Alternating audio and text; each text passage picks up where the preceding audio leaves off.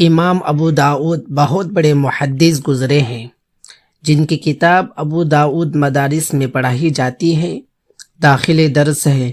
ان کے واقعات میں لکھا ہے، ایک مرتبہ امام ابو داؤد سمندر کے کنارے کھڑے ہوئے تھے اور ایک جہاز 220 گز کے فاصلے پر تھا۔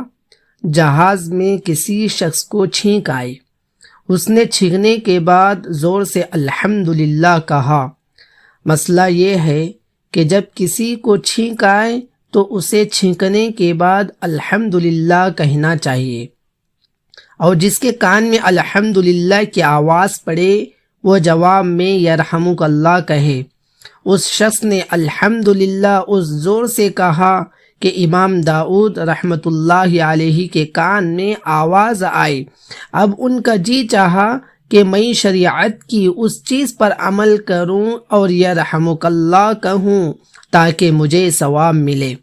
حالانکہ مسئلہ یہ ہے کہ چھینکنے والے کے الحمدللہ کہنے کے جواب میں یرحمک اللہ کہنا اس وقت واجب ہے جبکہ اسی مجلس میں وہ موجود ہو۔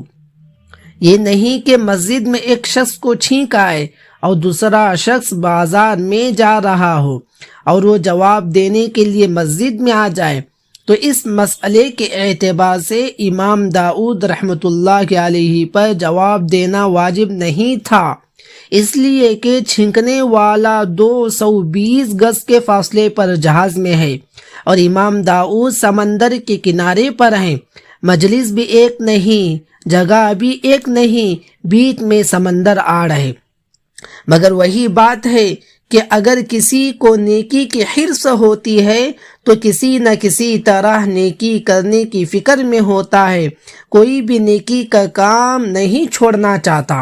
امام داؤد رحمۃ اللہ علیہ کی آواز اتنی اونچی تو تھی نہیں کہ یہاں کنارے سے یرحمک اللہ کہیں تو اس شخص کے کان میں آواز پہنچے۔ چھینکنے والی کی آواز اتنی بلند تھی کہ اس نے الحمدللہ کہا تو اس کی آواز یہاں پہنچ گئی، تو امام داؤد 3 درہم میں کرائے کی کشتی لی اور اس کشتی میں بیٹھ کر 220 گز فاصلے کا سفر کر کے جہاز میں پہنچے اور جہاز میں اوپر چڑھ کر کہا یرحمک اللہ۔ مؤرخین لکھتے ہیں جس وقت انہوں نے جا کر یرحمک اللہ کہا، غیب سے ایک آواز پیدا ہوئی، کہنے والا نظر نہیں آتا تھا۔ آواز یہ آئی، اے ابو داؤد، آج آپ نے 3 درہم میں جنت خریدی۔ یہ نہیں معلوم کس خلوص سے یرحمک اللہ کہا۔ حالانکہ امام ابو داؤد رحمۃ اللہ علیہ محدث ہیں، کتنے انہوں نے حدیثیں لکھی اور کتنا اجر کمایا، کتنے نوافل اور تہجد پڑھے ہوں گے اور کتنے صدقات دیے ہوں گے، لیکن جنت کی خریداری کے اس چھوٹے سے عمل کا ذکر کیا کہ 3 درہم میں کشتی کرائے پر لے آ کر یرحمک اللہ کہہ دیا۔ اللہ رب العزت ہمیں بھی نیکی کرنے کا جذبہ اور توفیق عطا فرمائے، ان اللہ والوں جیسے صفات ہمارے اندر پیدا فرمائے۔